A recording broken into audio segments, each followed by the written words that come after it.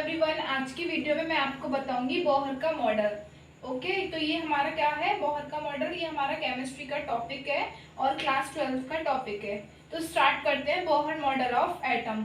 हमारा जो एटम का मॉडल है उसको जे थॉमसन ने भी दिया है, रुदरफोर्ड ने भी दिया है। मैं आपको रुदरफोर्ड मॉडल पढ़ा चुकी हूँ। तो आज हम शुरू करते हैं बोहर मॉडल ऑफ एटम। तो क्या है, in 1930 Niels Bohr gave some postulates about the atom. क्या हुआ, 1913 में नील्स बोहर ने हमें एटम के बारे में कुछ चीजें बताई। तो सबसे पहले उन्होंने क्या बताया, atom consist of positively charge nucleus around which negatively charge electron revolve. क्या बताया उन्होंने कि जो हमारा एटम होता है उसके पास पॉजिटिवली चार्ज न्यूक्लियस होता है। मतलब जो एटम होता है, एटम में जो न्यूक्लियस होता है वो कैसा होता है, पॉजिटिव चार्ज का होता है, जिसके बाहर हमारे इलेक्ट्रॉन जो कि कैसे हैं, नेगेटिवली चार्ज होते हैं इलेक्ट्रॉन, वो उसके बाहर क्या है, चक्कर लगाते हैं। दूसरा, electron revolve around the nucleus only in a definite orbit which have fixed value and called stationary object. मतलब जो हमारा इलेक्ट्रॉन होता है वो क्या करता है, न्यूक्लियस के बाहर चक्कर लगाता है, रिवॉल्व करता है एक डेफिनेट ऑर्बिट में, एक डेफिनेट ऑर्बिट में, जिसकी जो वैल्यू है फिक्स्ड होती है, और इसी को हम कहते हैं स्टेशनरी ऑब्जेक्ट।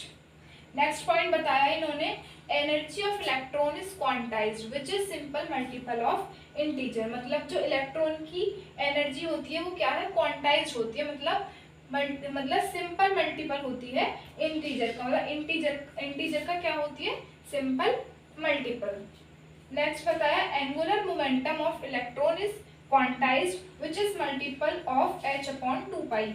मतलब जो हमारा एंगुलर मोमेंट होता है इलेक्ट्रॉन का वो क्या होता है, क्वांटाइज्ड होता है, मतलब कि वो मल्टीपल होता है हमारा h अपॉन 2 पाई का। तो ये कुछ हमारे पॉइंट्स थे जो कि हमको बोहर्स ने बताए। आगे और नेक्स्ट मतलब हम और पॉइंट देखते हैं आगे इसके। नेक्स्ट पॉइंट देखेंगे हम बोहर्स मॉडल ऑफ एटम में कि the orbit closer to the nucleus possesses minimum energy and known as ground state. मतलब कि जो हमारा ऑर्बिट, मतलब जो ऑर्बिट हमारी न्यूक्लियस के सबसे ज़्यादा पास होगी उसके पास क्या होता है, मिनिमम, मतलब कम से कम एनर्जी होती है उसके पास, और उसको हम कहते हैं ग्राउंड स्टेट। तो क्या होती है ग्राउंड स्टेट, हमारी जो ऑर्बिट न्यूक्लियस के सबसे ज़्यादा पास होती है, क्लोज होती है, उसके पास क्या होता है, मिनिमम एनर्जी होती है, और इसी को हम कहते हैं ग्राउंड स्टेट।